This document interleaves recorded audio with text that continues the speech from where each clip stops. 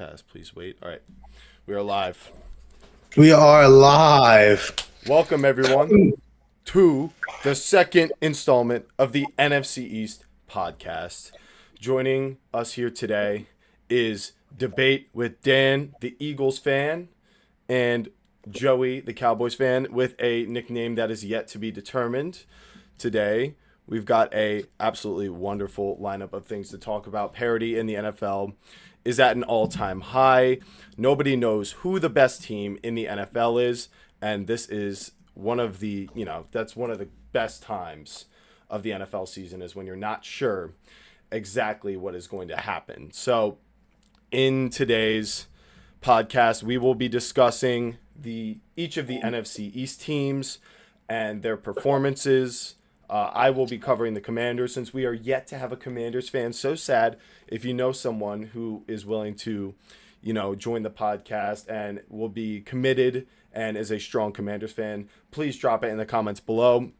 And then following that, we will discuss the Titans firing Brian Callahan. If there's any hope for the Tennessee Titans and Cam Ward, we'll be discussing the Patriots and the Steelers, who's the biggest threat in the AFC to the other top AFC teams, and then Sam Darnold and the Seattle Seahawks, who just keep winning games with that amazing defense, and JSN on offense, and then of course the top 10 teams to finish it off, along with answering some of your guys' comments. Joey, Dan, how are we doing today? Bro, it's another day, another dollar, man. I can't complain. Doing what I gotta do, bro. It's Tuesday, but tomorrow's Wednesday, so we already at hump day, baby. It's almost the weekend. That's right. Joey, how you doing? I've been better. Definitely been better. Been a terrible week of football to watch, and I'm ready to talk about it. I couldn't disagree any more. So, speaking of that, Joey, why don't you start us off with what happened with the Cowboys this week and why you're so upset? Really, it's just it's the same thing it always is with the Cowboys. Defense can't stop a nosebleed. We let Bryce Young, every quarterback that plays us, it's their get-right game. Every quarterback has their best game of their season against us each week. We're giving up like 412 yards per game. It's just uncompetitive defensive play, and it's just unwatchable at times. And I don't know how we get any better with what's going on. And it's a shame, because on the flip side, you got your offense averaging nearly 30 points a game, and you can't do anything at all to help them out. If we had like a middle of the pack defense, we're sitting at 5-1, and instead we're having this conversation at 2-3-1. It's just Cowboys football. That's how it always goes. There was a stat I saw earlier today. I sent it to you, Scott. And if you look at our last 5 years, we're going back to 2020, the offense, it's first, 20th, and third. And you pair that with just such a terrible defense. I just don't understand how it's as bad as it is. I don't know. It's just a lot to talk about with the defense. It's a lot to unpack. I mean, it's like you also mentioned, you guys are like the Bengals of the NFC, more like the Bengals team of last year when Joe Burrow was healthy, great offense and a terrible defense. And you had the analogy last week, I think it was, of an offense that's so great that you'll be in every single game because of it, and a defense that's so bad that you will be in every single game no matter what. And I thought that was a great analogy. I was watching Red Zone to take in football this weekend. I was in Tampa. That's part of why we're doing this on Tuesday. I wish we could do it on Monday. But I just remember watching George Pickens and Dak Prescott going off. I was so happy because I have Pickens, and I just turn around and the Cowboys lose out of nowhere, and I'm like, how did they manage to lose to the Panthers? I mean, they are 3-3 now. They seemingly improved a little bit, but yeah, it's just, I can't agree with you more. It's disappointing for Dak. It's disappointing for Pickens in the offense. CD will be back next week, but yeah, Dan, any thoughts on the Cowboys game? I mean, it was a shocker, 100%. I think Rico Dowdle played that game with a little chip on his shoulder. If I'm gonna be honest with you, that dude was definitely wanting the rock in that whole game.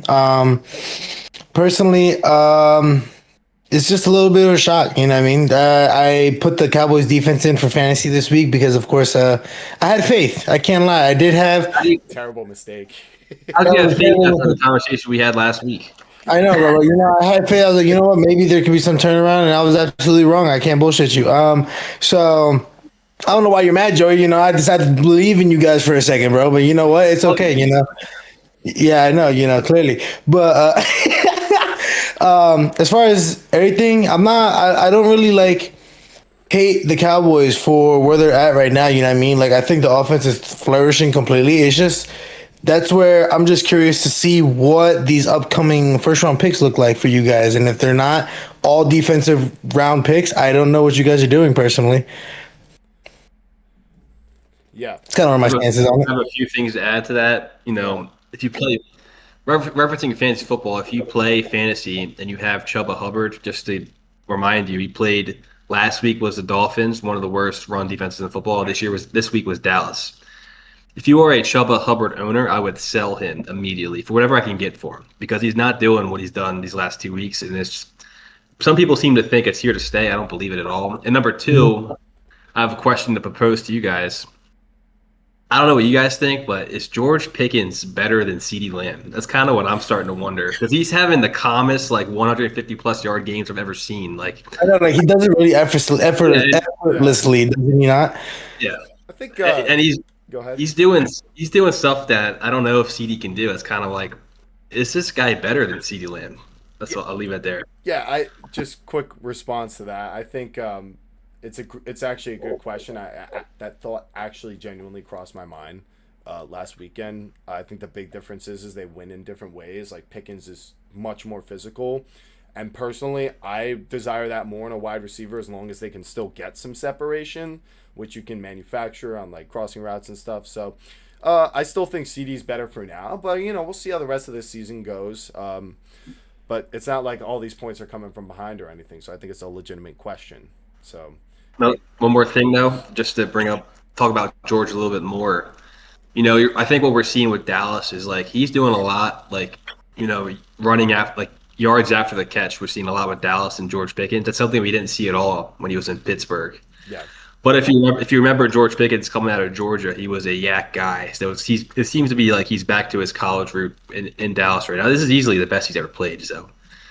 I just feel like there's a lot there with him, and I'm nervous about him being a free agent and the type of contract he's gonna, get. He's probably gonna acquire on a team someone probably who's looking for a big receiver because the Chiefs could be looking for one possibly next year. Who else is out there? The Bills, really? The Patriots. Just think about it. If he drops 1,500 yards, what kind of contract does he demand? He's gonna. I feel like he's the type of guy that definitely ask for 40 mil. He's not gonna take the T Higgins money. That's how I kind of feel about it. He's gonna do it with that look that he had on draft night. Yeah. All right, Dan. Talk to me. I've been waiting to hear your thoughts. We kind of already did a live stream, so we can be a little bit more brief about this. But what are your thoughts after a couple days? After the Eagles' shocking loss to the New York Giants on Thursday Night Football? I mean, to me, overall, it's kind of one of those things where it's I feel like I love my Bears to death, but there's a lot of face in a sense when it comes to we just got to lock in and we just got to do this and handle, day by day. And, as you guys like to bust jokes saying Instagram quote after Instagram quote, but it's now we're in this kind of situation where it's just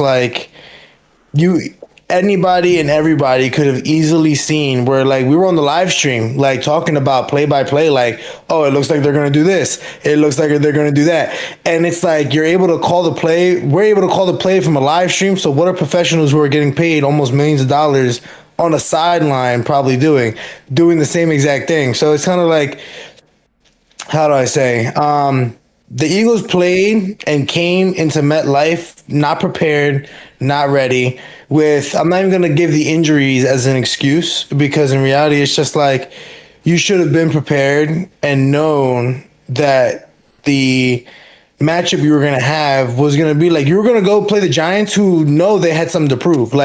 You guys won a game with Dart once, lost to the Saints, and they're going to come back the next game with Scatterboo and Dart, which you saw it. This dude was scrambling he was in an elite quarterback basically around our freaking defensive line, you know what I mean? And it was so bad that Zadarius Smith decided to retire before this week even came in. So it's just and this is what I mean, it's just overall, it's upsetting and agitating. You know what I mean? Especially since then the Phillies also got knocked out in the same week. Yeah, Like he was bad in week a. to be a Philadelphia fan. It was absolutely horrendous, bro. You know what I mean? And Oh boy, we lost Dan, but for the time being, what oh, do I he's say? back. He's back. Hold up, That was reloaded, fast. reloaded, reloaded. We're back. It's one of those things to me where it's kind of like, how do I say? Going forward, there's no really like excuses here. Like everybody has a slump. I expected a slump, not that bad, but it's like now we play Carson Wentz, so it's like this is really where you kind of show whether you're out of the top 10 to the rest of the league, whether you're a bum team to the rest of the league, whether you came in, you got rid of the wrong people, and now you guys are having to catch up. You know what I mean? Because in reality, I don't think it's. I'm not gonna blame Hurts. I'm not gonna blame Sirianni. It's like the only person that is the target is your OC, because he's the only drastic change, in my genuine opinion.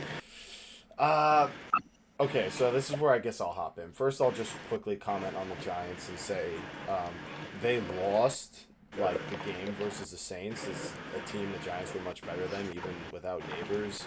Turning the ball over 5 times in a row. I don't even know if anyone's ever won a football game like that. So it should have been a tell that, the Giants aren't that bad. If they show up and they play clean, like they're going to force you to win the game, and the Eagles did not do that in any way. I mean, you 100% have a point with Kevin Patullo and the offensive play calling. But Sirianni's he was hired as an offensive head coach. We know he's like a CEO now. But what is he doing as like the CEO of the team to sort of get them out of that hump and sort of get them, fired up for the second half? Because we've seen not just the predictable offense, but the regression in the second half of every game versus the Broncos, versus the Giants. Every single game so far this season, you guys are totaled up to be like the last in every offensive metric in the second half.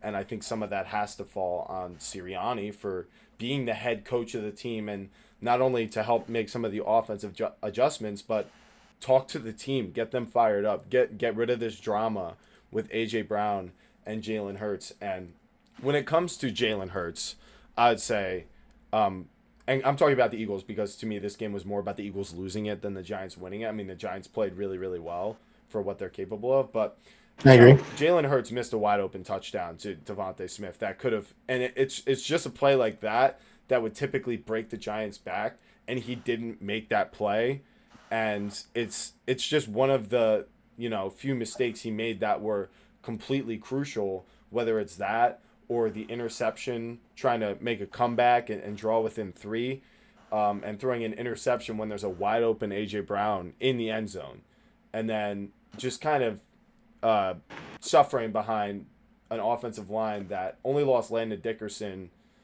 and this Giants defensive line has a ton of talent, but it really hasn't like taken over any games this year. So I think it was just definitely like a team collapse. The Giants focused on Saquon, and there wasn't really a counterpunch, and we've seen that this year from the Eagles. So we'll come back to the Eagles with the top 10 lists. Little hint for mine, if you know what I mean, and I'm sure you'll have them somewhere in there. It sounds like Joey has not having it at all when it comes to the Eagles in the top. Bro, 10 definitely discussion. put them at 20.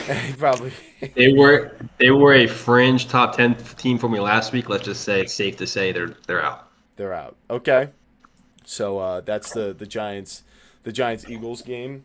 So that covers 2 of our NFC East teams, and then finally the Commanders and the Bears on Monday night. I was actually on an airplane as this game was going down, so I had to go back and rewatch. And what I noticed was, going up 13-0 after the Commanders turned the ball over twice.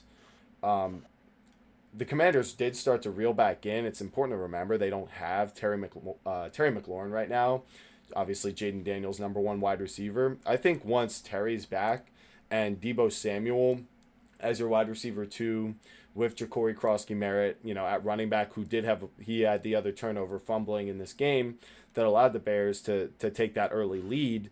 To me, it still looked like the Commanders were the better team, the more well-coached team, but the execution and some of the lack of talent on defense, allowing Ben Johnson to kind of pick apart what they try to do, bringing pressure. The Bears upgraded their offensive line, the coverage, Ben Johnson scheming guys open.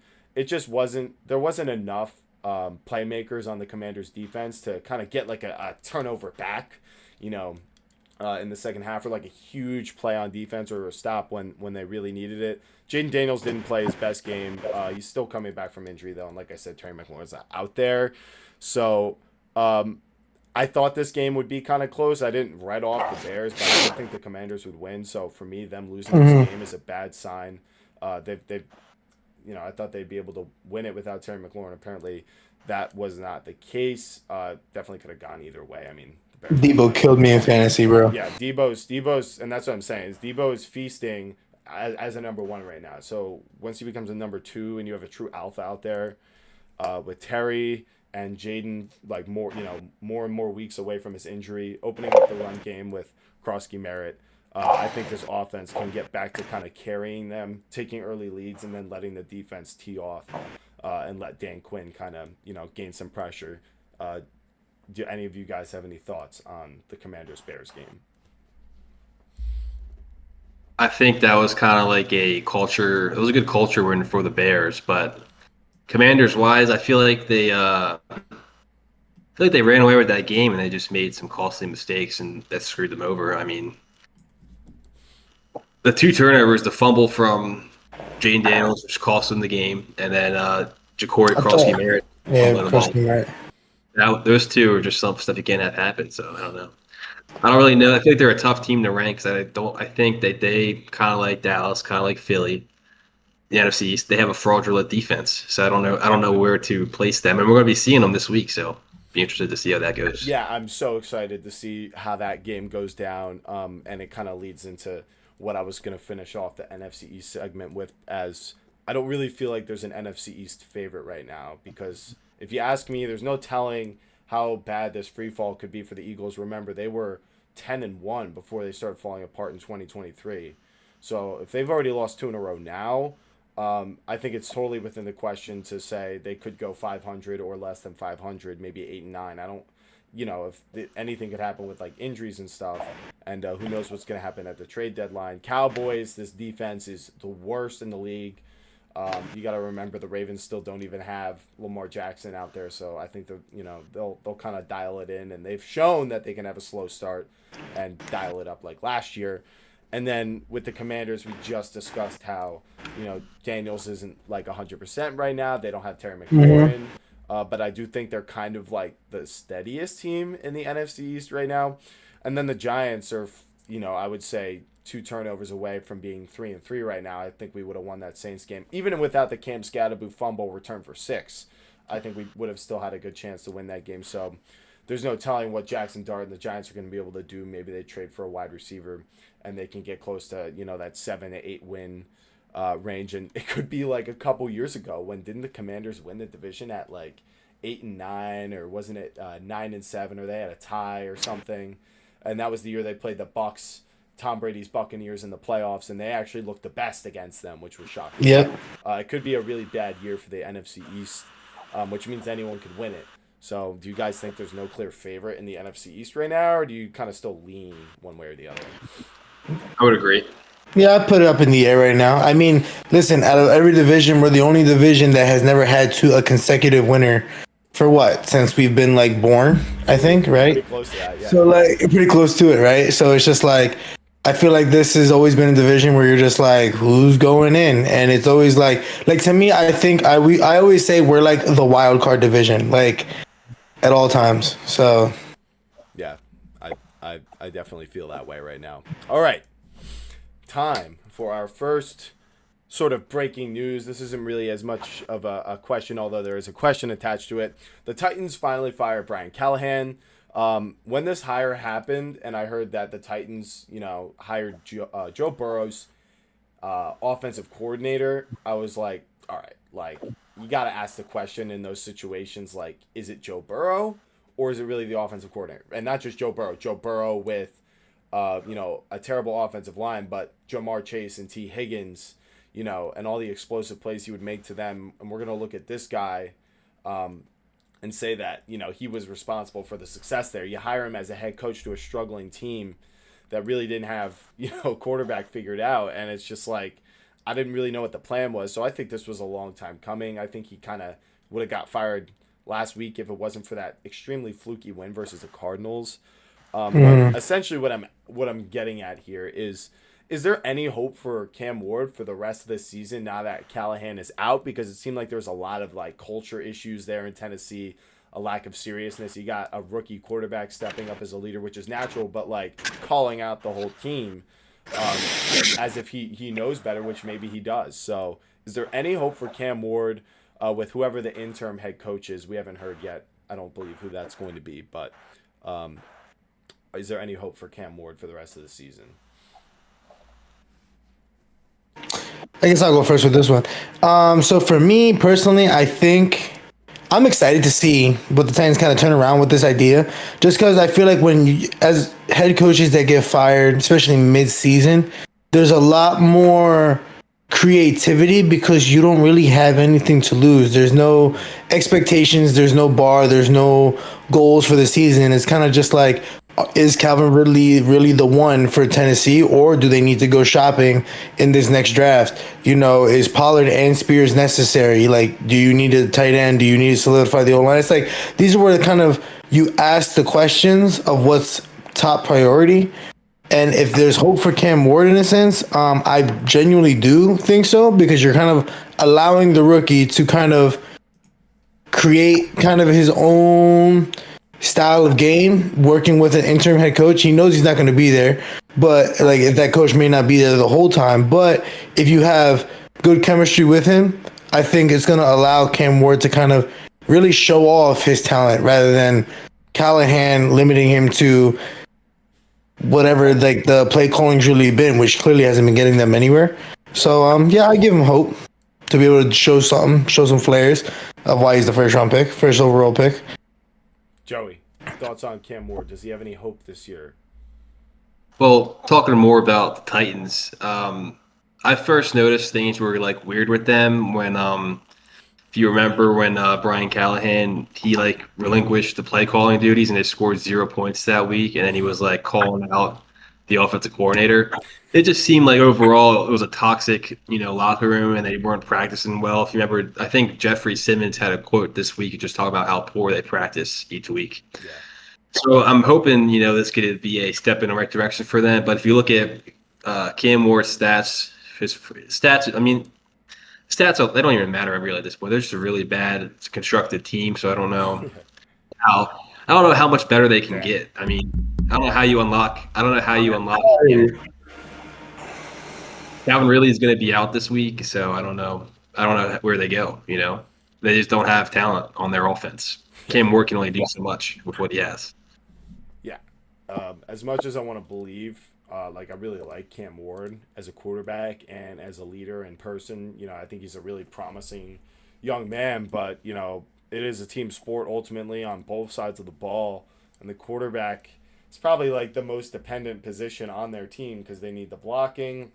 They need the wide receivers to get open, and they need good play calls, right, to take advantage of. And I just think the Titans' offensive line has been a disaster. I think their running backs are okay. Pollard's pretty decent, but him and Spears, it's like, is that really like anywhere near like a top 20 duo in the NFL? Like, I think Scadaboo and Tracy is like double that from what we've seen so far, and that's a 4th and 5th round pick over the past 2 years. So from that standpoint, like the weapons, like you said, Ridley's going to be out. So like, who is he throwing to? Maybe Xavier Restrepo, breaks out a little rookie chemistry with Cam Ward.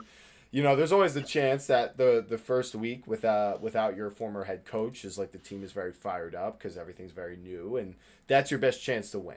Or you start a rookie quarterback like the Giants did with Jackson Dart. Everything's brand new. Teams are excited.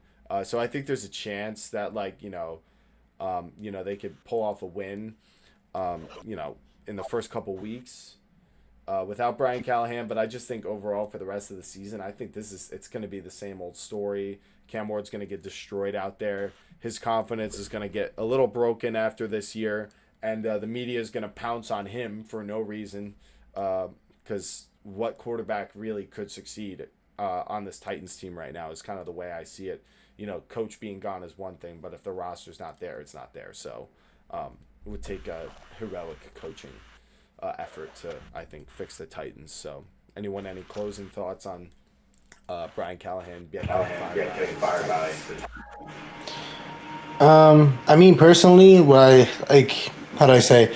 Remember when the Texans brought in Lovie Smith, and it's like been like it was like a dot. Like everybody was like, "Oh my god, this is so hyped! This is so excited!" It's like the Titans really could like do something with this next hire. Whoever, I don't know, was it the interim head coach? I still don't know who it is yet. I checked yesterday. I didn't see anything. I could check again right now. That's what I'm saying. They haven't. Mike. We lost Danny again. Yeah, we lost Danny again. Yeah, it looks like they've hired Mike McCoy, former quarterback, as their new head coach, or interim head coach for the time being, and that he's been a smart backup journeyman guy for quite some time. They've got the Patriots this week, so I'm not gonna say that's a game they should win at all, but I think there's more losable games out there. I would say you still do have if Jeffrey Simmons can take over the game on defense, then because this Patriots offensive line is not that good, then it's not bad. What? It's not bad? It's not a bad O-line.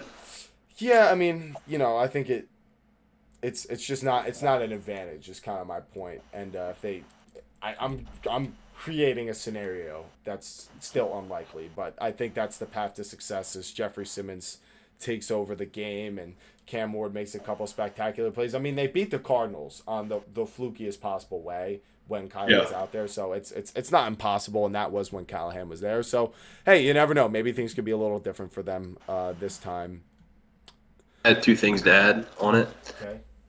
Just everything from the Titans looked hard. They were trying to do on offense and defense. It just all looked like impossible for them to do. Like everything they were trying to do just seemed very difficult for them.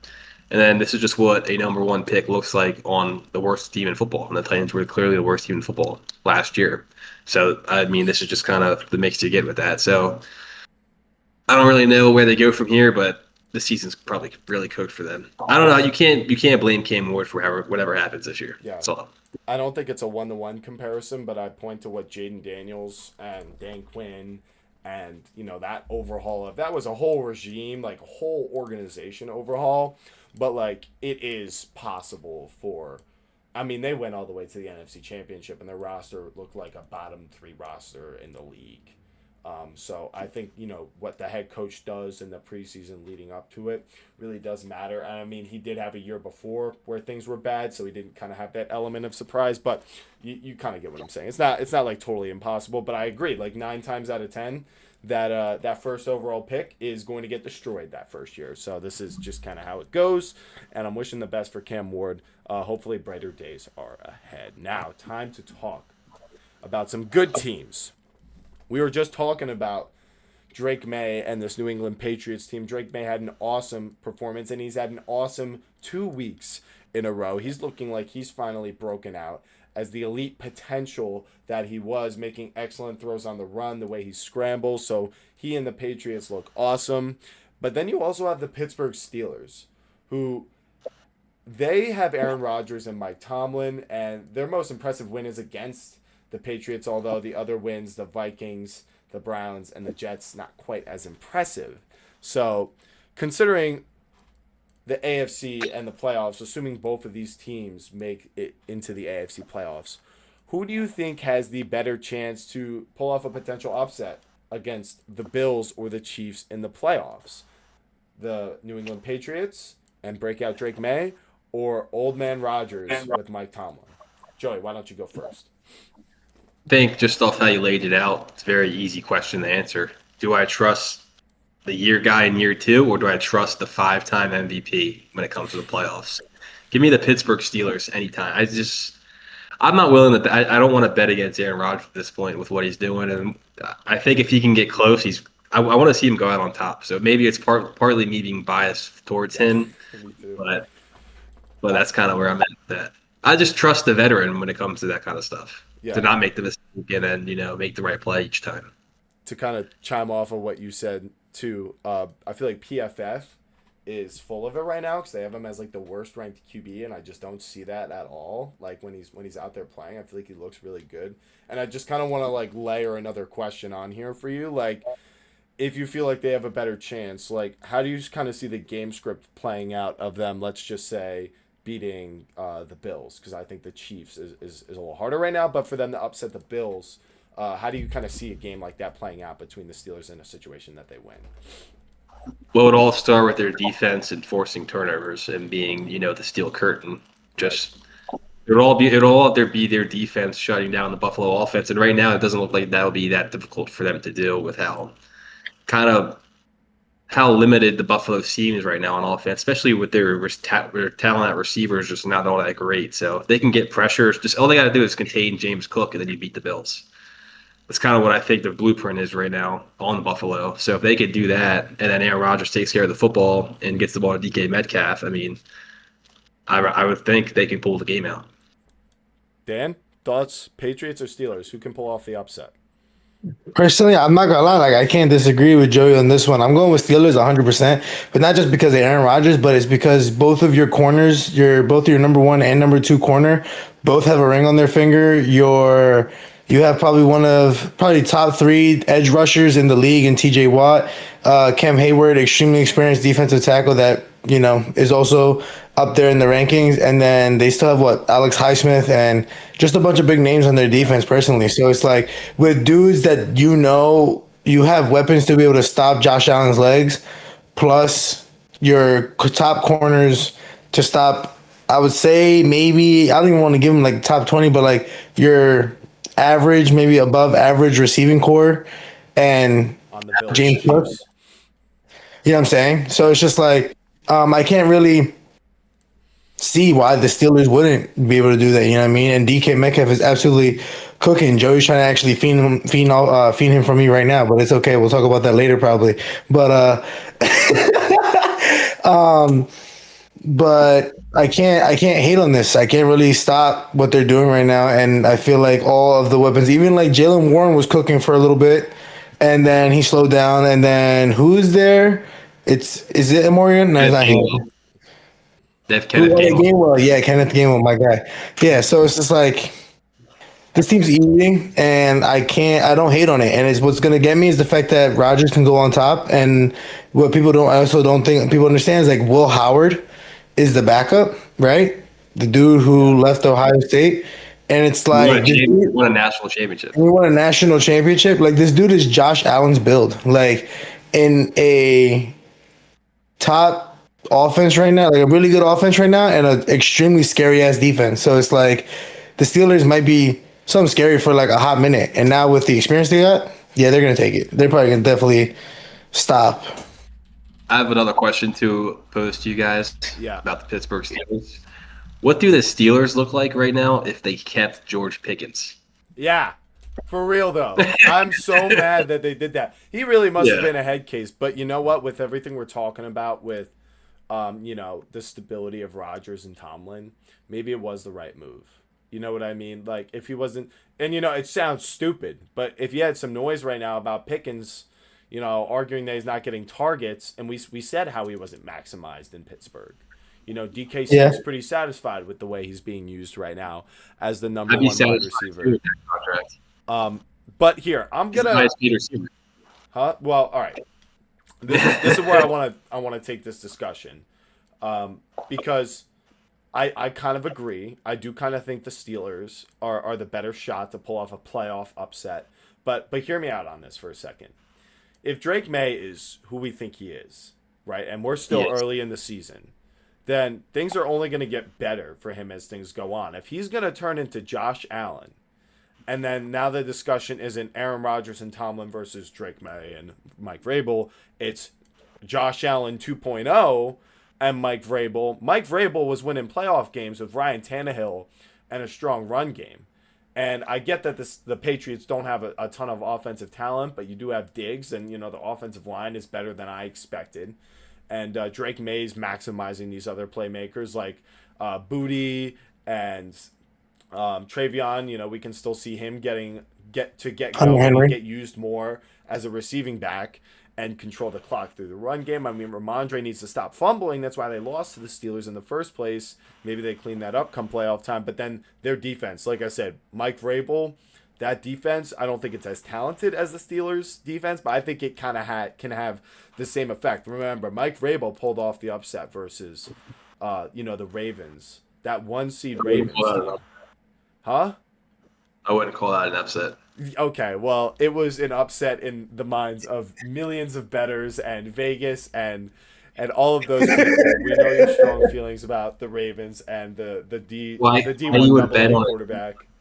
There you go. Why would you bet on a D1 double A offense when they talk about the NFL playoffs? But yeah, I think it's worth thinking about because I think we kind of know what to expect from the Steelers. Whereas I'm saying I think the range of outcomes for the Patriots is much larger. Remember, the Steelers, like I said, 3 of their wins are versus the Vikings and Wentz, the Jets, and the Browns. Up next, they got the Bengals, but then listen to this lineup. This is going to really tell us who the Steelers are. Packers, Colts, Chargers. Okay? Bengals, Bears, but then Bills, Ravens healthy. Like, we're going to see who they are in the next couple weeks. So we'll come back to this, but I think the Patriots are worth. They're not. I don't think they should be written off, especially with all the parity that we have. One thing that go ahead. I think we're kind of setting the bar a little too high for the Patriots because I think them just getting into the playoffs is a success for Drake May's development, and then year 1 Mike Vrabel, just setting the bar of what the Patriots culture is. I think just getting into success for them. I don't know about beating all these teams, but if the Patriots get that against a team in the playoffs, they have set the bar so high for themselves next year and what they do, and that is so serious. I think the conversation you want to have starts next year with what we should expect from them, like in the playoffs and games like that. Where I think this year, just flipping the script from last year and how bad that was to being a playoff caliber team, I think it's a huge success. Well, I agree. I think things are looking better than most Patriots fans, could have hoped. I had them as a bottom ranked team just because I didn't trust the line. I didn't trust the offensive weapons, but we're talking about setting the bar too high, and I would agree it would be unfair to expect it, but we saw in year 1 with the Commanders with the right coach and the quarterback hitting. I know you hate it when I talk about the Commanders, but it's a great example of how unexpected things end up happening. To me, it wasn't a Mickey Mouse. They beat the Buccaneers. The Lions were destroyed with injuries, and they had a pretty poor roster too, but they were the better coach team versus like Ben Johnson, Dan Campbell, and Aaron Glenn. They were more prepared for that game. That can happen with Vrabel, I think. I also kind of look at the Commanders just like I look at the Texans when CJ Stroud year 1. It's like you don't have like film on these players, you know what I mean? Like Jaden Daniels going crazy, doing what he's doing. For example, like Daniel Jones, Indianapolis Colts. You don't have film on what he is in the Shane Steichen offense, hence why he's blowing up, you know what I mean? What does he look like next year after getting comfortable doing what he's got to do, you know what I mean? And it's like Anthony Richardson now. If he gets traded and he blows up, do we look at him and be like, oh my God, that is definitely like a top 10 quarterback? It's like, no, it's like we need the consistency. We need the time to play out. Like Bart is cooking this year, you know what I mean? And I'm going to give him the respect if he does good and he gets receivers and he gets to go what he's doing. But now my question is like year 2. We're not talking about CJ Stroud right now as like an all-time solid quarterback because of the fact that like I'm not going to say like D'Amico Ryan's like offense is just ass all of a sudden. I just think it's like now it's figured out. Can they adjust? And like the Texans themselves can adjust. Dan Quinn, for example, he's struggling. I'll give Daniels his flowers. He's hurt a little bit. He's not 100%. He doesn't have Terry McLaurin, you know what I mean? But at the same time, it's like, does Hurts get benefit of the doubt when he doesn't have AJ Brown? No, he gets shat on more. Stroud in Daniel's shoes. He gets shat on more. You know what I'm saying? Dak doesn't have CD right now. He's able to do what he's doing right now, you know what I'm saying? So it's just like, it's one of those things where it's like, it's hard for me to give flowers when I don't see consistency throughout the years. You know what I mean? Like one thing I can say, like at least with Dak and Hurts, is like even though if they have like rough times or rough patches or whatever, they're able to still like come back later in the season and like do like what needs to be done to get them to where they need to be. Sometimes they don't succeed, but that's why they still get hated on. But Okay. I think you guys are making fair points about the Commanders. Clearly, my slight bias towards Jaden Daniels is showing a little bit, but I do think there's a real comparison between what I'm saying, what happened last year with the Commanders, and what could happen with the Patriots. I can agree to that. Yeah. Of my point is, it was so unexpected. Nobody saw that coming. I get it's the AFC, but I think only one team really looks like they have their, You're really glazing a team that gave up 55 points in the NFC Championship game. Yo, I think that alone. So did the Chiefs and That Steve tells me- Spagnuolo. That just tells me how much. That just tells me how much they didn't belong to be there. They had a Mickey Mouse run getting there. They would never have that type of luck getting there. They probably will never be back there. That's my honest opinion about it. Oh, wait, you think that Lions game was a fluke? Dude, They the were, Lions they were hurt beyond means. They I were can't. missing 11 defensive starters. That's their whole defense. Yeah. They were playing with their B team. They were So you destroyed. think, so Commanders play. So like, of course, Eagles definitely would be the Lions in that situation. But I'm saying Commanders versus the Rams. When we played them, do you think same outcome? Commanders come out of that? I think the Rams easily beat the Commanders. I think the in that Rams are better. situation. But don't forget, it wasn't just the Commanders' offense that won that game. The Commanders' defense played very, very well, and it's part of that Dan Quinn coaching. Well, Those turnovers Play with that the turned lead. that game Play in with their the lead. favor. It was a shootout either way until those turnovers occurred. So it's as a team, like I think I don't think they're the same as the Texans because the Texans weren't, they were not competing in those playoff games. They scraped into the playoffs. They almost lost that playoff spot to the Gardner Minshew-led Indianapolis Colts because of a drop Naheem Hines pass. That's a little bit different from Jaden Daniels, like clearly being, a huge difference maker and winning games that they shouldn't. Whatever. We're off topic. We're officially off the rails. We'll we'll have a Commander segment at Your some balls point. deep on Jay Daniels. All right. You relax there. That's All right. This next segment is going to be a good one. I think this warrants a lot of discussion, and I want to lead this one off. Okay. So the Seahawks and Sam Darnold just continue to win competitive games. And to me, this comes as a genuine shock to me, the way the Seahawks and Darnold are playing this year. I was over the moon last year when I spent the entire season saying Sam Darnold in this Vikings thing is lightning in the bottle and it's not going to last and anyone could play in this Vikings system and all of that. And then, they had like a couple offensive line injuries and then boom, they lose to the Lions. They lost to the Rams earlier in the year and then they lose to the Rams in the playoffs. Like, very bad 2 weeks from Sam Darnold under the pressure, holding on to the ball too long. Still in that same, same group of weapons, but I expected this year, you trade away DK Metcalf and you're making just JSN the slot wide receiver the number one. Sam Darnold's your number one, your starting quarterback. You have a terrible offensive line. You drafted Gray Zabel, but this is just the Vikings offense, but way worse.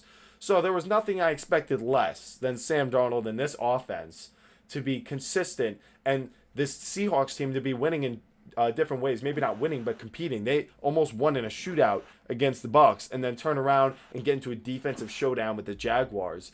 And they come out on top without even having Devon Witherspoon. So to me, I want to ask you guys, because I'm kind of up in the air about this. Will Sam Darnold redeem last year's playoff performance, get into the playoffs, and win a playoff game this year? Joey, why don't you go first? I think when you pair what the Seattle defense is doing with Mike McDaniel with Sam Darnold, I think they could get a playoff win. Plus, the NFC is just wide open, so why not?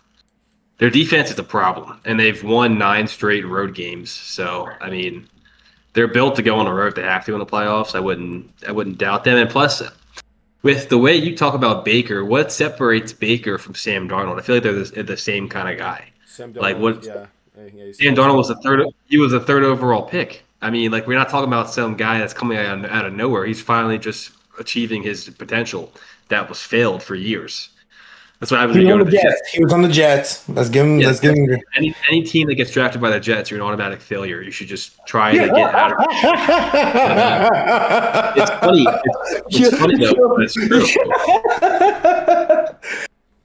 But Sam Darnold, I kind of knew watching the Vikings last year. It's not all just Kevin O'Connell. It's part of the talent that he has with Sam Darnold, and I feel like Seattle's a perfect fit for him right now with what they want to do on offense. Dan, will Sam Darnold redeem his playoff performance from last year and win a playoff game this year? Okay. Before I get to that point, I'm gonna just say, Garrett Wilson, you did great for me for fantasy. Don't listen to Joey. You did okay on the Jets. What's it called? But as far as my thing, I personally feel as if he's gonna have a and this might be a hot take, but kind of like a Carson Wentz story in a sense of like he's doing what he needs to do in this regular season. He's cooking. Everyone's got high hopes for him, and then it gets to the playoffs. And we all know when it comes to any sport, the playoffs in the NFL is completely different. It is do or die football. It is literally empty out your playbook as much as you can. And I'm not going to lie to you. It's like, to me, watching the Vikings in that Rams game when it was his last thing. And I get it. He got face mask on the last play, but it's like, I haven't really seen him in like high pressure situations where it's just like, I see Sam Darnold for the game, like winning drive besides the one time on the Vikings, I think. Right. Yeah. So it's like, yeah. So it's like, to me, it's like that's another case of my argument in the sense of like consistency. And he did that in the regular season with Justin Jefferson, Jordan Addison, and Aaron Jones. With TJ Hawkinson, it's like they're all like top tier weapons while he's got JSN, and I'm not saying Kenneth Walker, AJ Barner, Bobo, and what's it called? His running backs are Kenneth Walker. Oh, yeah. Wide receiver. Cooper Kupp. Oh, Cooper Kupp. And Cooper Kupp. I completely forgot he was there. But what's it called? No, like, you know what I mean? And his running backs are Kenneth Walker and Charbonnet. I'm not saying it's like absolute dog water, but at the end of the day, it's like they're definitely not what the Vikings had or what he had on the Vikings. So I guess I'll say no. I'll say this year they're going to go in with the high hopes, but it's not going to pull through. Yeah, and I think I'm so torn. I'm so torn. This is probably my biggest like question for myself and me doubting my own what I'm seeing, because I felt like last year it was like, yeah, like he's making the right plays and all that, but it's just like it made me think of when Kirk Cousins was like lighting it up, and then we see him go to the Falcons and just like play pretty much terrible in every game that wasn't the Bucs game, and then but he came off an Achilles injury. Huh?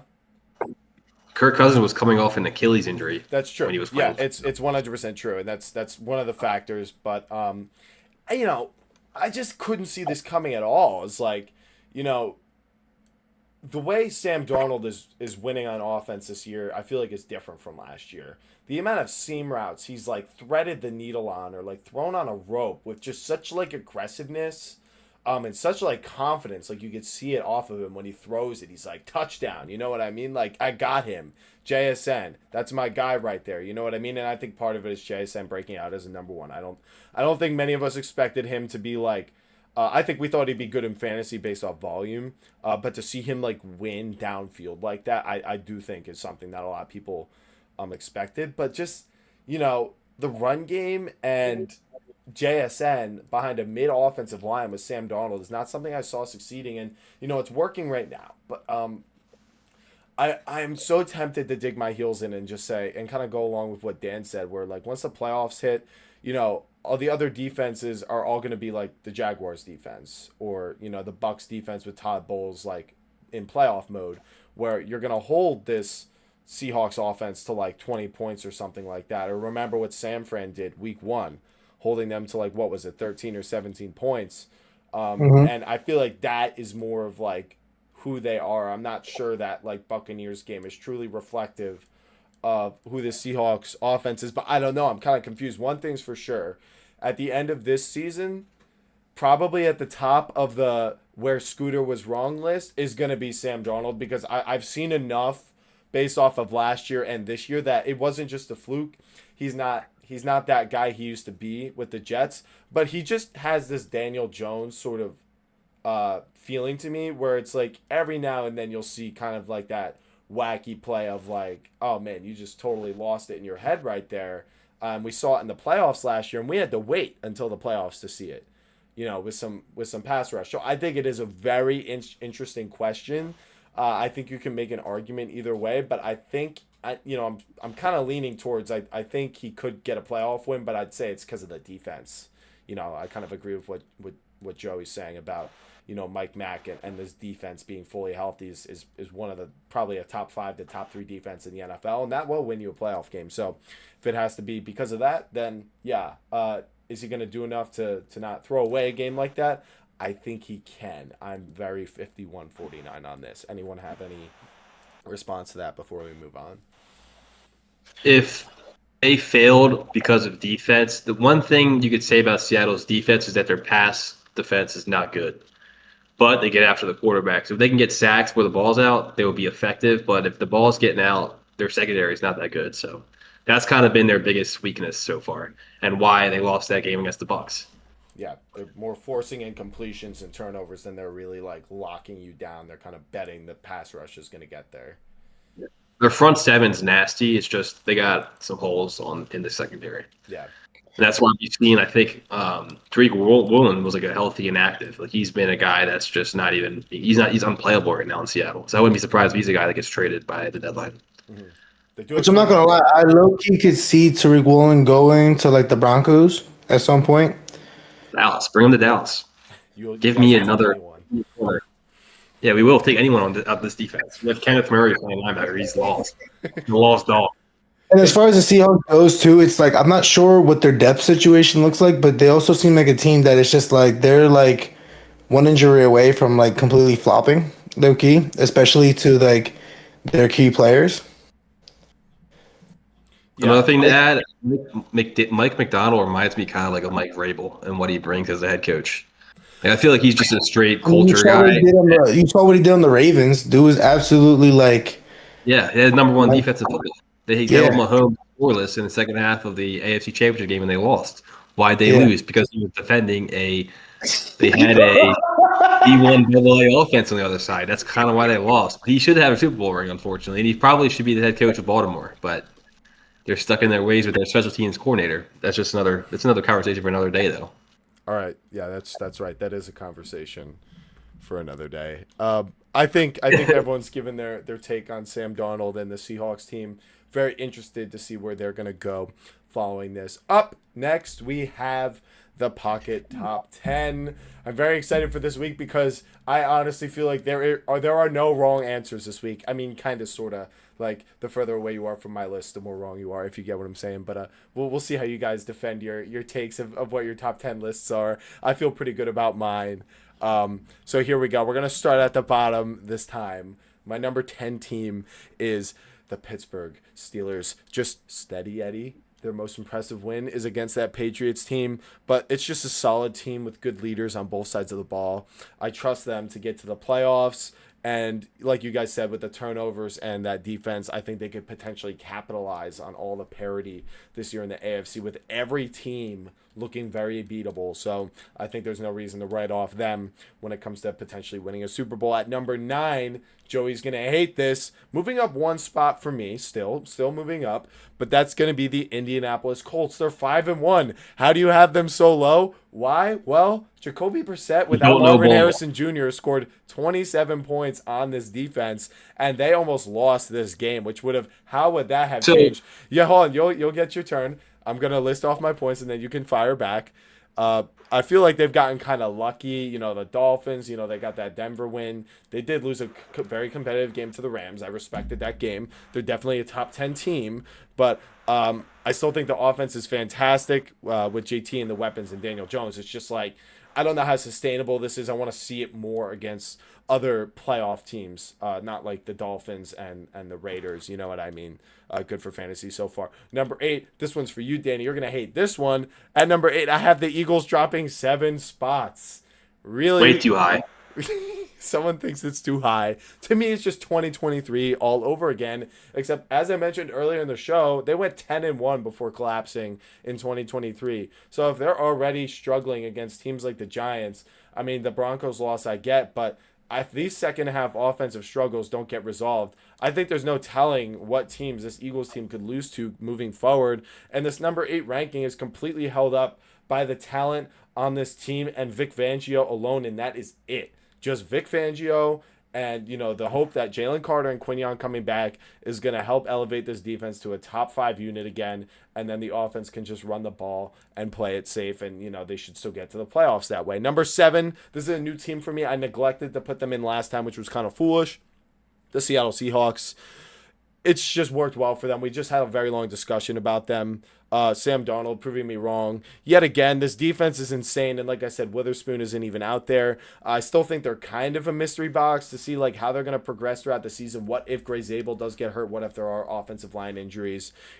They seem like a bit of a fragile offense to me. What if but that defense is elite, and that's why they deserve to be here at number 7. And Sam Darnold has proven me wrong quite a bit. At number 6, this is going to get some people flustered. I have them dropping 4 spots, and that's the Buffalo Bills. What is going on in Buffalo? Just the same thing that has killed them every single playoff year against the Chiefs and, every other game that they've been upset in. The run defense just sucks. It's terrible. Bijan Robinson basically single-handedly won this game by going off on that 80-yard run along with chewing up the clock. Algier with that early touchdown. It's just they can't stop a nosebleed, and the offense, it just looks stale versus like pressure. If you can get pressure on Josh Allen and contain him, kind of like we're talking about maybe like the Steelers being able to do. We just saw the Atlanta Falcons do that with 2 rookie edge rushers and a second-year defensive head coach. So, what is a team like the Steelers going to be able to do against them in the playoffs? They're supposed to be great against pressure with Josh Allen and like this dink and dunk offense, but this formula of theirs is not going to beat the Chiefs in the playoffs. Number 5, we got the Buccaneers moving up 2 spots. For me, they just keep winning games despite all these injuries, and I feel like they should be much lower because of all those injuries, but like they've won with Tez Johnson as their wide receiver 2 and then eventually wide receiver 1 in last year's game or in last week's game. If they get some of these guys back, even half of them, these offensive weapons for the playoffs, I think they are going to be looking like they are potentially the best team in the NFC. We're just going to have to see, but that's why I have the next team ahead of them. Number 4, dropping only 1 spot, the Los Angeles Rams. The Puka loss is going to hurt, but we've seen them lose offensive wide receivers before and replace them with guys in this awesome system, kind of like what we saw with the 49ers beating them with replaceable wide receivers in that system. You got to remember, it's that system that keeps that offense afloat with Matthew Stafford. So to me, they're just the best coach of offense in football, and that's something you can lean on, and that deserves to have them being a top 10 team along with that defense that is ferocious in some situations. Number 3, the Lions, disappointing loss, but just still a really well-rounded team. I don't really have a whole lot to say about them. They just kind of survived this year's ranking, or this week. Number 2, moving up 3 spots as well, I have the Packers. Is there really anything wrong with this team?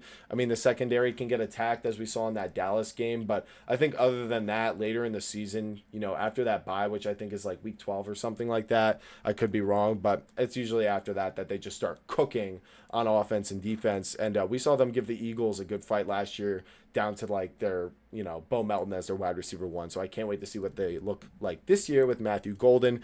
And then number 1, moving up 3 spots as well, the Kansas City Chiefs. In this week and this current spot in the NFL with all the parity we have, it's just their track record that's doing it for me. And Rashee Rice coming back, Xavier Worthy another week healthy.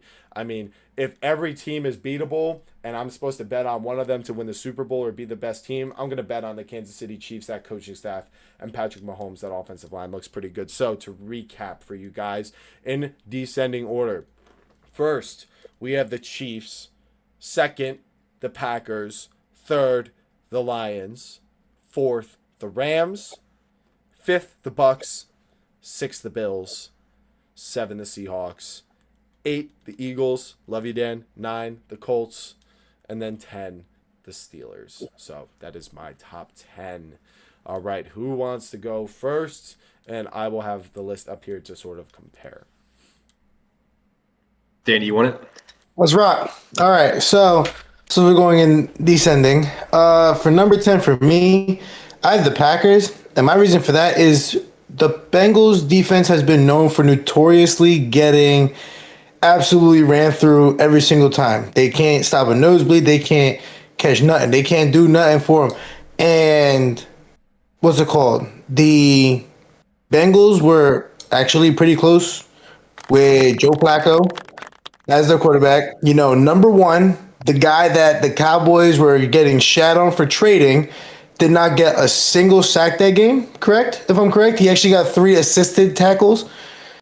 So it's just like, to me, it's like this top tier defense that was supposed to do so good, or whatever the case is, led up 18 against the Bengals, and they were only able to get 27 against this Bengals defense. So it's like, I'm not truly impressed. I'm not sure if it's love. I'm not sure if it's, the core. Jaden Reed being out, I think is pretty significant. I think he's a pretty I think it's the core. You think it's the core itself? I mean, yeah, I can't disagree with that. You know what I mean? Because I know Christian Watson's supposed to be there, and Jaden Reed, they're supposed to be big pieces and everything like that, but they're just not showing me what I need. You know what I mean?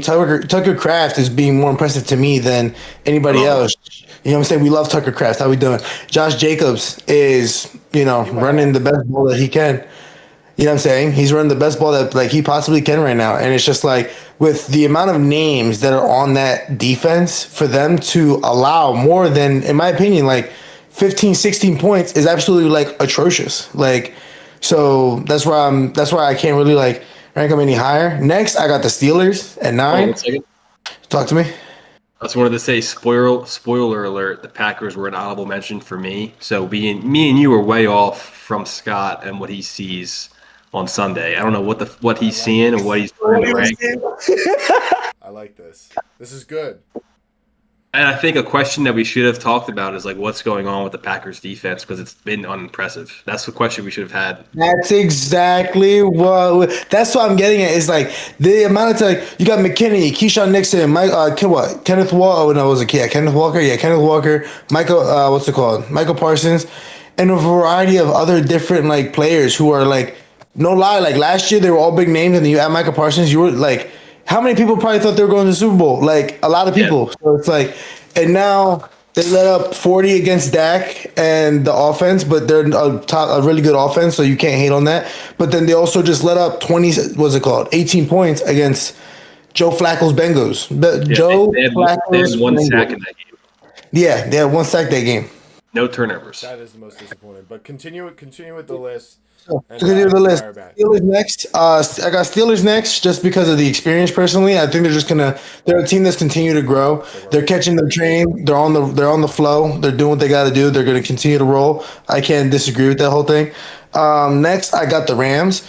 And the reason why I got the Rams where they're at right now is because of that dramatic loss. You don't have Lamar Jackson and the amount of injuries that they had on the defense itself for you to only score 17 points, I think, and being, glazed the way you are 100%, with Matthew Stafford and how you have Devontae Adams on the team, Kyron Williams, and all these other explosive playmakers, plus your defense is supposed to be amazing. They were doing good against the Eagles when they were actually able to put plays together. So it's what happened here kind of thing, what happened with this offense kind of producing in a sense. Next, I got the Seahawks. They're on the train. They're on the roll. JSN's cooking. Cooper Kupp is getting me consistent reception points. You know what I mean? So it's I can't hate on the Seahawks right now. Their defense is getting a rhythm. Elite. I like the head coach. I like their style of play. In reality, to me, it's very hard-nosed football. I'm not going to say it's the Legion of Boom, but it's you could tell they're really trying to. Yeah, so they're trying to bring that back to Seattle. That's what it's looking like to me, 100%. You know what I mean? As far as the Colts, I got the Colts next. So 10, 9, 8, 7, 6. Colts at 6.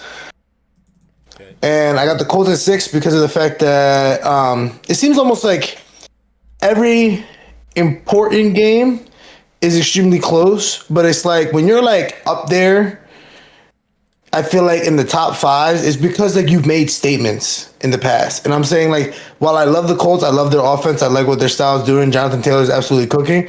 It's just has there been a team in reality that we can see right now that are in the playoffs that they're gonna play besides the Bengals, because they lost to the Rams?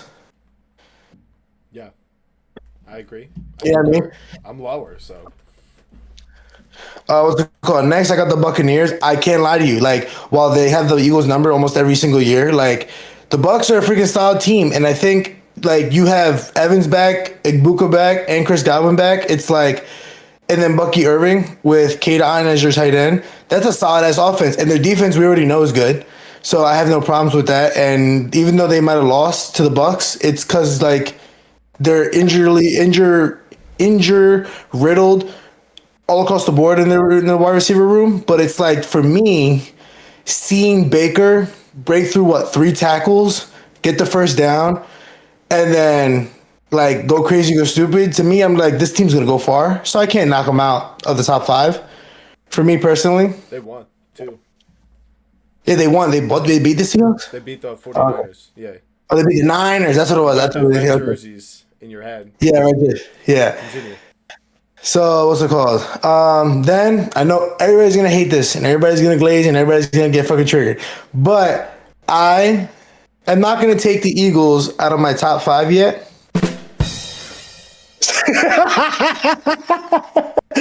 So I got the Eagles there. Why? Because of the fact that every team has their slump. Like I said beforehand and earlier in the podcast, every team has their downfall. Every team has their bad week. You know what I mean?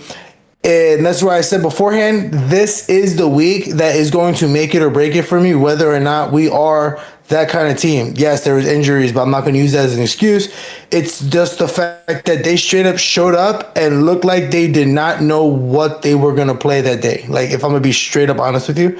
But overall, as a team, and was like knowing the Eagles that I've known for years to come, it's like something feels different about this week. And this is the week that we play Carson Wentz on the Vikings. And he breaks you. And it's and it's either going to be he absolutely cooks, and then the Eagles, for me, probably going to be like either 10 or 11 at that point for me, or they absolutely cook and they come back like never before. But the thing is, it's going to hurt because Isaiah Rodgers and Wentz is on that team. So it's like, this is kind of a serious game in my opinion. Next, So you're telling me there's only 2 teams in the NFL the Giants can't beat? Yes, sir. Because you have the Eagles at 3?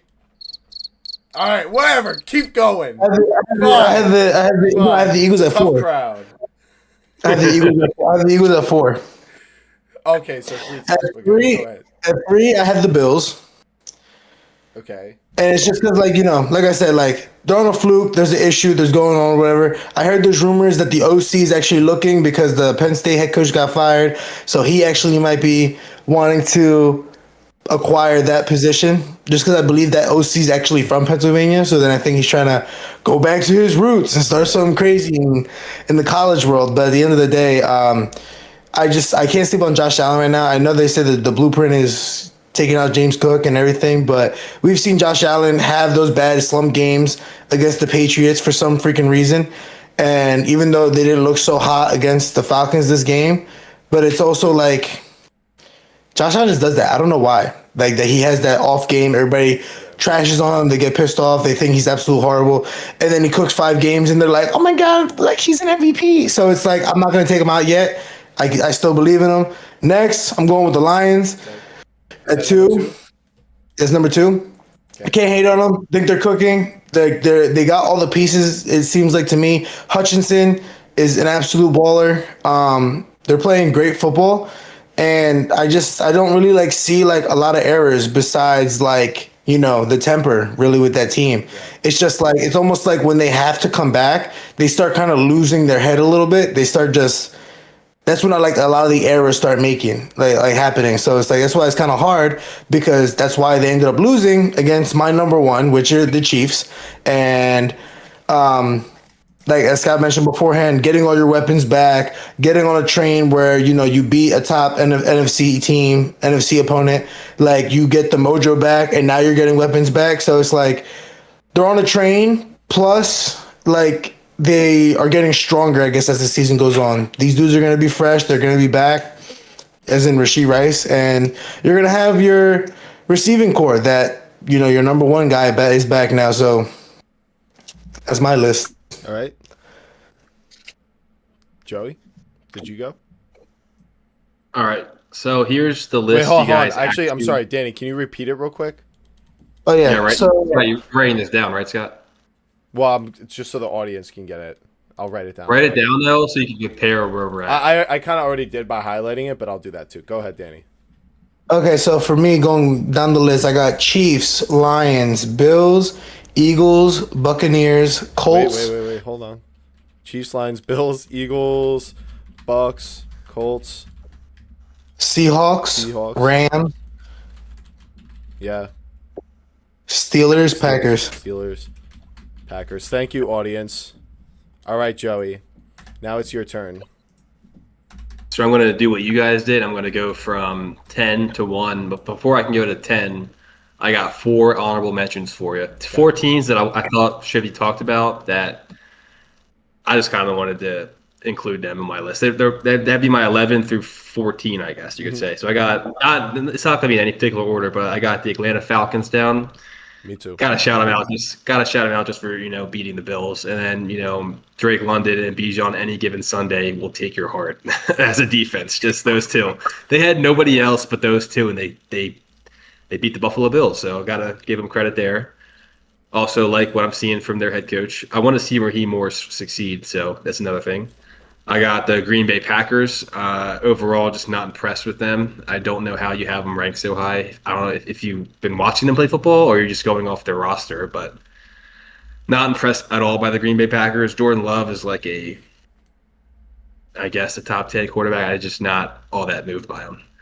I got the Jacksonville Jaguars, 4-2. Don't sleep on Trevor Lawrence and Liam Cohen. He was the OC with Baker last year in Tampa, so I like what they're doing. They've been surprising me, and I just feel like it'd be malpractice to not mention them. And then my courtesy shout out as my final one goes to the Niners, going 4-2 with Mac Jones. I mean, worth mentioning. I feel like I think Mac Jones should be the starter probably in San Fran. I feel like he gives you a better chance to win than Brock Purdy does. Mm-hmm. But the whole team is dealing with injuries, so I just wanted to give them a shout. Mm-hmm. Yeah.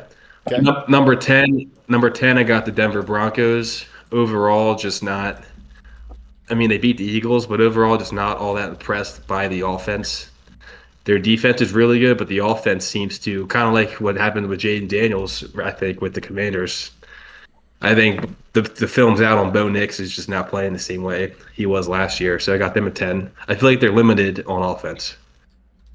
Number 9, I got the Pittsburgh Steelers. Okay. I know we talked about how the Steelers can beat Drake May and the Patriots in the playoffs, but right now I'm gonna put them at 9. I want to see more from them. Yeah. As we talked about with what they've done with their wins. Number 8, I got the Rams. Okay. Not all that impressed with the Rams. I mean, they blew that game against the Eagles and also the other game they had, but I got them at 8. Number 7, I got the Detroit Lions. I'm still sleeping on Detroit a little bit, but I'm gonna keep them at 7 for now, just because I wanted these other teams to be above them for this list. Okay. Number 6, I got the Seattle Seahawks. Sam Darnold. Okay. Shout out their defense, Mike McDonald. Number 5, I got the Buffalo Bills. They're falling for me a little bit. Bad loss versus the Falcons. Also, I feel like every game the Bills play is a home game. Why is that? Do they ever go on the road? Yeah. Just a side note. Number 4, I got Mike Vrabel in the New England Patriots. Wow. Number 4. Okay. Okay. What do you guys want to add? Well, I was gonna say you said you like the Steelers better than the Patriots. This is what, a week 6 or week 7 ranking? I'm talking about the regular season. I'm not talking about the playoff. All right. But for now, for this regular season, I got the Patriots as my number 4 team. And then I got to give credit where credit's due with Drake May, what he's doing right now. I feel like the sky's the limit with him, obviously. But obviously, if they make the playoffs, that's a success for me and the Patriots. I don't expect them to go win a road game on the playoffs. Number 3, I got the Kansas City Chiefs. Okay. They've left they had a dominant showing this past week, but these other 2 teams, this have to be my top 2. And let me just say, I got Daniel Jones and the Colts at number 2. Scott mentioned being unimpressed by a win. They won the game. They beat the Cardinals. I don't care what Jacoby Brissett did. They won the game. They're 5-1.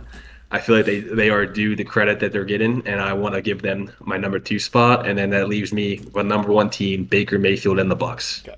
So like the Chiefs, where were the Chiefs at? 3. Number 3. Okay. Okay. All right. So there's not much to be said with Tampa and the Bucks. It's just they're dealing with all these injuries and they find ways to win. It's just an impressive football going on, and I feel like when they do get healthy, they are going to be the team to beat. Okay. Team, I left off the entire NFC East for my top 14. So I don't even That's think where that's a we're bad take at all. I don't think it's a bad take at all. I guess since you guys are kind of coming after some of my takes first, I'll address that kind of stuff. So, my list does sort of include playoff, potential. So that's no, we're doing Either Scott's you're- up the game. well, that is my game. I mean, this is something that we have to sort out. But actually, I think it creates the question of, are you holding on to what you've seen, or are you reacting to what's happening? You know what I mean?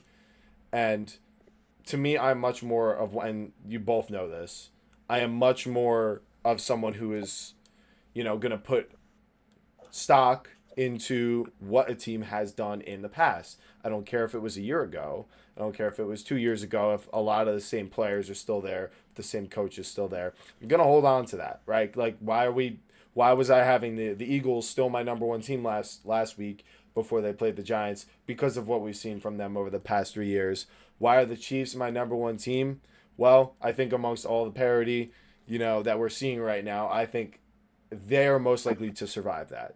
So that kind of goes into my Packers take, where to me, like you said just now, that it didn't really matter to you how the Colts won against the Cardinals, and just beforehand we're talking about how the Packers beat the Bengals. It's like, well, I could also say they won the game, and What's the context, though? what's the context?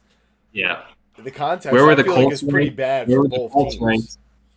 Where were the Colts ranked preseason, and where were the Packers ranked preseason, and why does that context matter in this scenario? I'm not saying necessarily that context matters. I'm saying they both won games against teams that most NFL teams should beat, like a Jacoby Brissett Cardinals team or a Joe Flacco Bengals team. And not for nothing, the Packers did win by, it was 27-18, so that's 2 scores. It's there. You could say, like, kind of the way the Broncos approach the Jets games. I feel like teams are going to be conservative in those games because they can afford to, because they know the other offense is so bad. And we saw that actually bite the Packers when they played the Browns. I think we know that's what happened. But you're asking, am I looking at the roster talent? Yes, I think that matters a lot. And when you mix that with a coach like LaFleur, that's something I'm gonna bet on over and over again. Just like the Rams and Stafford, who you both are lower on than me. It looks like the teams that, I'll just say this now, that we're kind of all in the same realm with is, I think we're all high on the Chiefs. We're all pretty high on the Lions. We all kind of have the Bills around like 6 to something like that. The Colts 9. I think the team we have the most disagreement on is the Eagles and the Packers, because Dan has them 3, I have them 8. Talking about the Eagles here, and Joey doesn't even have them on the list. And then the teams we agree on the most is, we all agree the Steelers are like roughly 10, Seahawks are roughly like 7, Bucks top 5, Chiefs top 5. So that's kind of where we agree and disagree. But that's kind of like how I defend my Packers stance is, I believe in this team, and it's not like supported by something I've just seen this year. It's supported by a larger body of work than just 6 weeks of this season. So it's kind of how I justify that.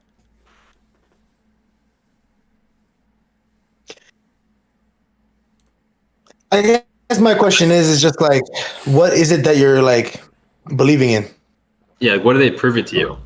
What have they proven to me? They've proven to me that Like, Yeah. what are you like? You're just like, I believe in this part of the Packers. Like, what is it? I believe in, first of all, the run game. I think they have a top 5 run game and a top 5 offensive line that helps that run game work. The offensive line that pass blocks, and an offensive coordinator that makes Jordan Love's job easy, and Matt LaFleur, who is one of the winningest head coaches that we have seen. And since he's become a head coach, we've seen him go into the playoffs. Joey, you remember very well, how he surprised the team that we thought they had no chance of beating, and that was their first year in the playoffs. Last year, they played probably second best against the Eagles last year, better than the Chiefs, better than the Commanders, right there with the Rams. I think if they have a couple wide receivers and a couple flags go their way, that they would have beat the Eagles limping. And I think this year, I take all of that and then I say, okay, I put Micah Parsons into it. Yes, I do worry about what's going on right now with this back injury and the slow start. But I do think, like I said, after the bye and, once he gets acclimated, remember, he just got there. It's not like he's been there the whole summer. He is Micah Parsons, so I expect him to have an impact. But I think just his presence alone is, like, garnering a lot of attention. I think that defensive line, we saw how important that was for the Eagles. I think that's the Packers this year. I think the Packers are the Eagles of last year. And they're just going to figure it out, and they have a better chance of any other team doing that, and that's why they're my number 2 team. I think they're basically the most talented team in the NFL. So that's why I believe in them. And when you mix that with a good coach, I think that's really strong projection for the playoffs. Well, here comes Joey. Joey, you have something for that? I mean, you make a lot of good points. It's just, I don't know. I feel like the way people talk about Dak's kind of how I view the Dak of a few years ago is how I view Jordan Love right now. I just don't know what Jordan Love's ceiling actually is and what he is. It's all going to be on his shoulders to win these games that you're talking about. So I just don't know how capable he actually is. And I also worry about their receiving corps. It's not really that strong. Is it though? Like, that's Dak's problem was he had no defensive run game, and I'm saying, like, the Packers have that. So Jordan Love doesn't. I don't think he does have to carry these games. I mean, against the Eagles, when the wide receivers weren't there and the run defense was so good. When you stop the run, though, huh? When you stop Josh Jacobs and the Packers' run, you got to rely on Jordan Love to win the game. Are you confident in Jordan Love being able to do that? Yeah, I think you could do what Jalen Hurts did last year. You got to answer. Yeah, okay, well, this is, I guess, where my question kind of comes in the sense of just, like, how, like, I know you believe in the Packers, but, for example, teams like the Niners and Kyle Shanahan has had LaFleur's number almost every playoff that I can remember. So it's like, what really, like, makes this year different? Because nothing really is, like, outstanding. I think their biggest threat is the Rams and the Lions, because we've seen the Lions beat a more healthy Packers team last year. I think they're just as talented on both sides of the ball, and I think their offensive line is better than the Packers. I think they have a better run game, which is going to help them have an edge, but I still think just I kind of think Jordan Love's ceiling's higher than Goff. Like, don't forget, like, he could get better, in this easy situation. And I think the Packers defense is way better. But then the Rams, when you talk about Shanahan having their number, if I'm picking one team to beat the Packers in the NFC right now, if it's not like, it's that Bucks, Rams, and Lions. But I think the Rams would have the best chance of doing it just because they're the best executing team in the NFC. They're not the most talented, but they're the best executing. So when it comes to those 2-minute playoff situations, I'm like, who else would you rather have right now besides, like, Mahomes and Kelsey? I'm not taking Josh Allen. I'm taking Stafford and McVay in those 2-minute situations to go win a game, which is like any close playoff game, like, that's where it's going to be. So that's why, like, that's my top 4. Like, and we saw, like, Goff be pretty good in the playoffs the past couple of years. It's just, I don't think he's the reason. I think he crumbles under pressure, pass rush the most. So that's kind of where I get that. Okay, well, all right. So that's enough of me defending the Packers. There's a lot of teams we could talk about here. You, my friend, even if this is regular season right now, I think 4 for the Patriots is pretty high. Do you want to, Dan? What do you think about that? I mean, it's like I feel like majority of that is based off of a Bills win. Correct. And a close win to the Steelers. Yes. 2 of top 10 teams, right? They beat 2 of our okay. So that's where I guess my kind of question is. It's like, if that's the case, like, why are the Jaguars part of your honorable mention? Because they beat the Chiefs, right? Because I guess that's what that's why they're part of your honorable mention. So my thing, okay, so I guess my question to you is just like, they're 11. So they're 11, but who was his 10 again? I'm trying to remember. The Broncos. which is right there with the Jags. I think that's fair. Same tier. And who was his 9? His 9 was the Steelers. I think Steelers, Broncos, Jags is like those 3 teams are very similar. I trust the Steelers the most. I'm just waiting for one of them to actually. Isn't the Jaguars defense the number 1 scoring defense like in the league right now? It's very turnover. Correct. They've had a semi-easy schedule though, for being honest. Yeah. They did beat the Chiefs. Hey, they beat the Chiefs though. They got a 99-yard like touchdown pick 6 off of catching the Part of why I have the Jags, at 11 is because of the 20-12 loss to Seattle this past week. So I had to factor in the Seattle loss.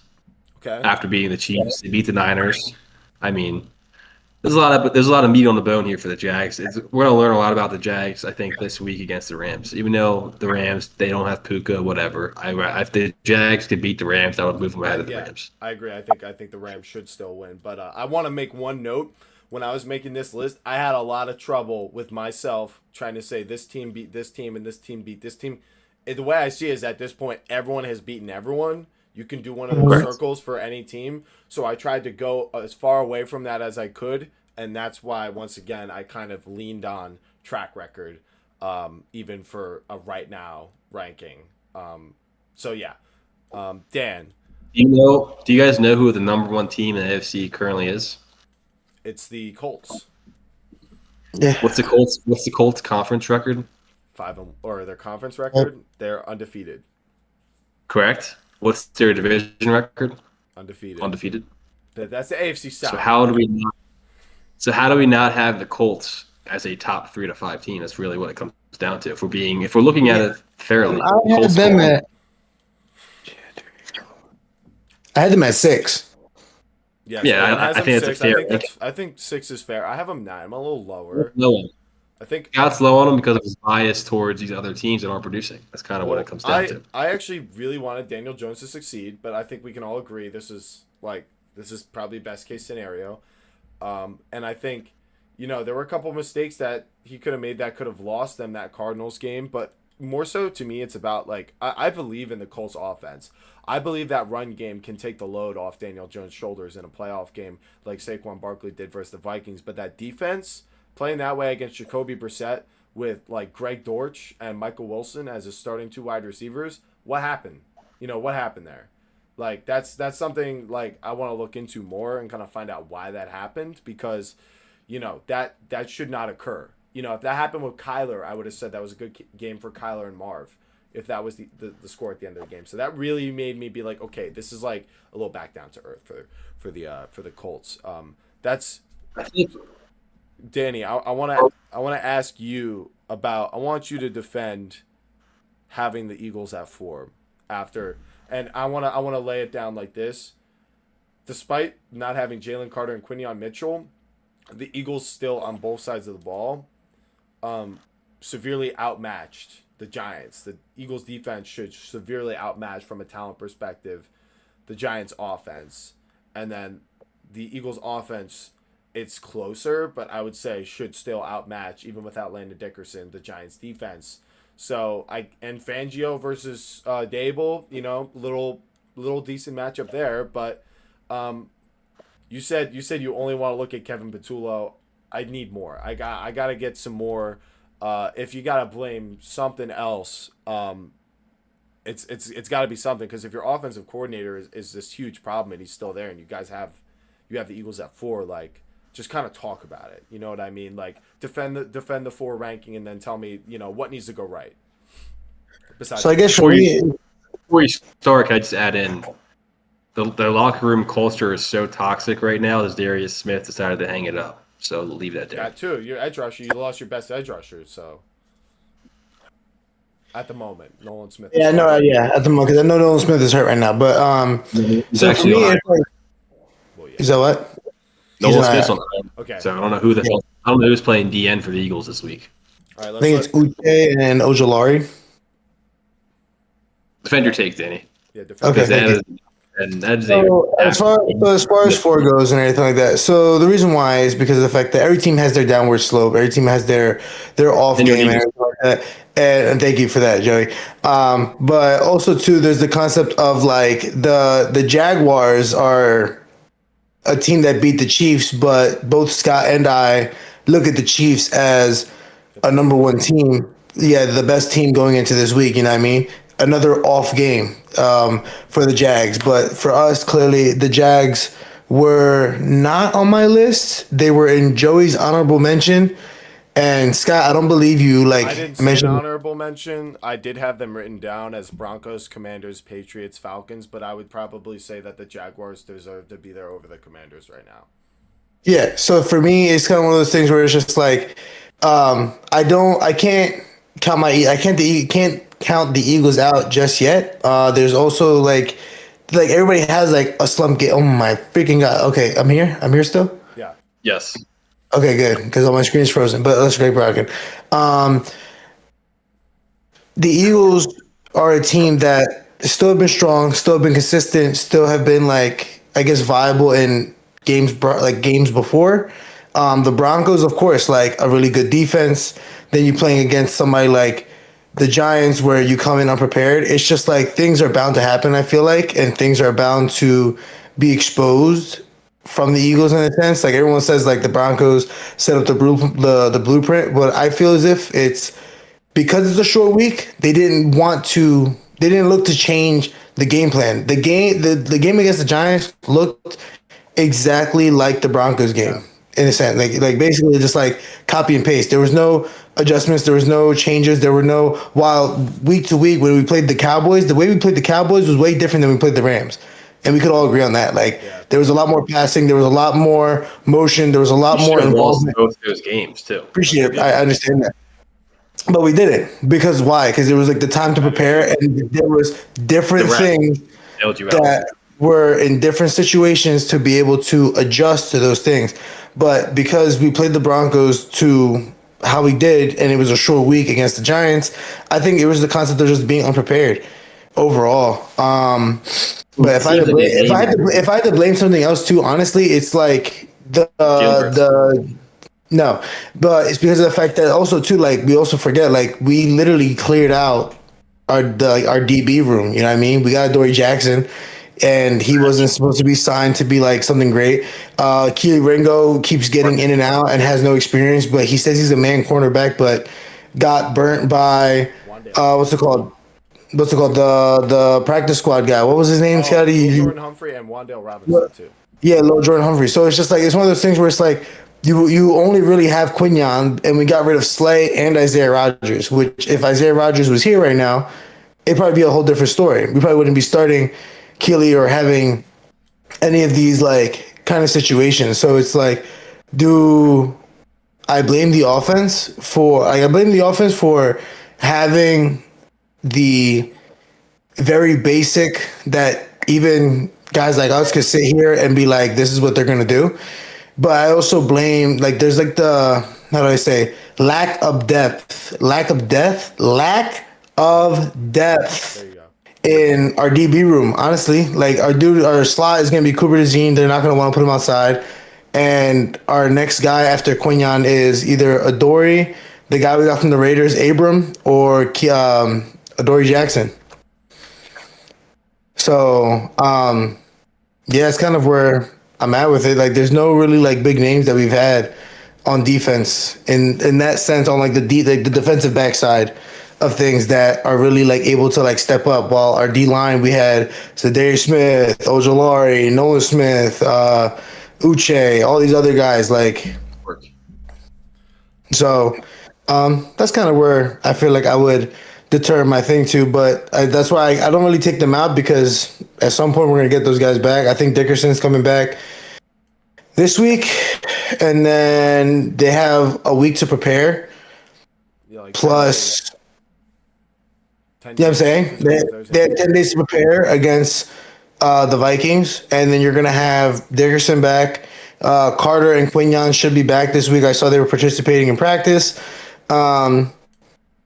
So to me, it's one of those things where it's like, it's a downfall. It's a little bump. But in reality, like you said, Scott, beforehand, like if this does end up being a loss this week, then you can go from 4 to 13 real fast. Yeah. And I think It's kind of how I see it. to honestly hop in with you, I still have the Eagles on my list at 7. Why? The same reason I have the Packers at 2 and all these other teams where they're at. The Eagles are still a very talented team. They're banged up right now, but we've seen at least Sirianni, as much as I question him and Fangio, I think, mostly Fangio, to be honest. I have a lot of faith in him and that defense to really bring it back together. I just think they need Jalen Carter and then to get these corners bearing down on the quick passes that teams are going to have to throw, because Carter is a top 3 defensive tackle in the NFL, and he does generate a lot of interior pressure, which completely changes everything. One reason we always lose to the Eagles is, as the Giants, is that interior rush, and that wasn't there. It's a big reason why the Giants won. So I think, the Eagles getting healthy again and just that offense, maybe they fire Petullo or Sirianni does pick up play calls and he actually does something, and it could be something like that.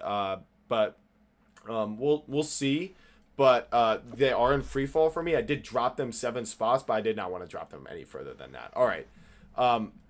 I would say we have once again gotten very excited, and we are now an hour and 40 into this. So I think if there's anything else we want to say, we can save it for either next time or potentially later this week. We'll see about that. We're all working very hard to get this going, and we're going to do the best we can to maximize this for you. It's going to get better and better every single week. So if anyone has any closing thoughts just for week 6 as a recap overall, keep it a little brief, and then we can get out of here. Just hearing the debriefing on the Eagles, I don't think I'm low enough on them. I think they should probably be lower. I don't see how it gets better. I think the defense is a complete liability, and then Jalen Hurts is a handicap on that offense. So I definitely don't see them winning the division. I think if any team would win the division, it probably has to be the Commanders this year. Just it has to be, right? It just has to go their way. But I'll leave that there. Okay. I won't be surprised if we're sitting here on Monday night talking about Carson Wentz beating Philadelphia. So, Dan, anything on Eagles related? I mean, we could go back and forth on them all day, but it's clear. 100%. Yeah. So, besides that, I guess one of my biggest shockers so far going into this is kind of just how lackluster Marvin Harrison has been for me, honestly, overall. I was extremely high on him, especially with the NFL really boosting his potential and gaining weight and doing all these things. And he got hurt this year, if I'm correct, right? He has a concussion. Yeah, he has a concussion. So it's like, I think there's been just a lot of overall, like, how do I say, unexpected lack of production from a lot of young receivers like Ladd McConkey and Harrison, and sadly, I know Malik Neighbors is out. Romo Dunze had an off game last week. Dunze is like the best at all. Yeah, but he's doing All right, well, he's out, so the best availability is availability. So to me, it's like I say, it's one of those things where it's like the young guys. I'm a little shocked about their production, but I also think since it's early in the season, it's one of those things where later down the road, when all these receivers that do good now, I know you're not going to hear anything about them. That's why Nico Collins and Jamar Chase and everybody, when Burrow's back, it's just like, I'm just ready for this ish to come into the end of the season, just so that we can really have everything together, because it's looking bad right now for a lot of these star players. Yeah. To follow up what you said, I think there's a lot of easy answers to what you're asking. Number one, Marvin Harrison is attached. His career is attached to a little person at quarterback. Kyler is not the answer. He holds Marvin hostage in Arizona. Number two, Malik Neighbors, ACL tear, not on the field. Best availability, as we already know. I think Roma Dunze is following the JSN path of his true breakout this year, and it's pretty awesome to see. And then Ladd McConkey was hostage of a Quentin Johnson like year 3 or 4 breakout, taking over the role as like a number 1 or number 2 for the Chargers. So that was part of the issue there. Don't forget Keenan's also taking the role that he had last year, which is receptions. Yep, Keenan also is there. So that's part of the issue with Ladd. But now Quentin Johnson has a concussion, or a hamstring injury, I should say. So it would be interesting to see how Ladd snatches that job back. But All I think the production's there what you're looking for, and then Brian Thomas too. With him, it's just Mac Jones not being there, but he had a good week this week. injured hand too. But all right, before I have to listen to any more Malik Neighbors slander and blasphemy, I'm just gonna say how bad I feel for Cam Ward. I feel like he's got a lot of potential. Really liked him coming out. Titans are just terrible. You know, it's such a shame when this happens. Maybe a couple years down the road is what it's going to take for him joining a better team. Whatever it takes for him, I believe in him, but you know, it's just not going to be the time right now. So that's my closing thought for week 6. Thank you all so much for watching the live stream. Those of you who are here with us, the second installment of the NFC East pod. Still looking for a Commanders fan, but for now, I'll lock that part down. And, you know, this is a great NFL season so far. Lots of parity. Anything can happen. Your guess is as good as mine, as good as Joey's, and as good as Dan's. So drop it in the comments what your top 10 list is. Do you think the Titans are going to be better off without Callahan? Is there hope for Cam Ward? Patriots versus Steelers. And then our last one was Sam Darnold. Will he redeem himself? Thank you all again, and I'll see you guys in the next one. Peace out. And that will conclude the stream.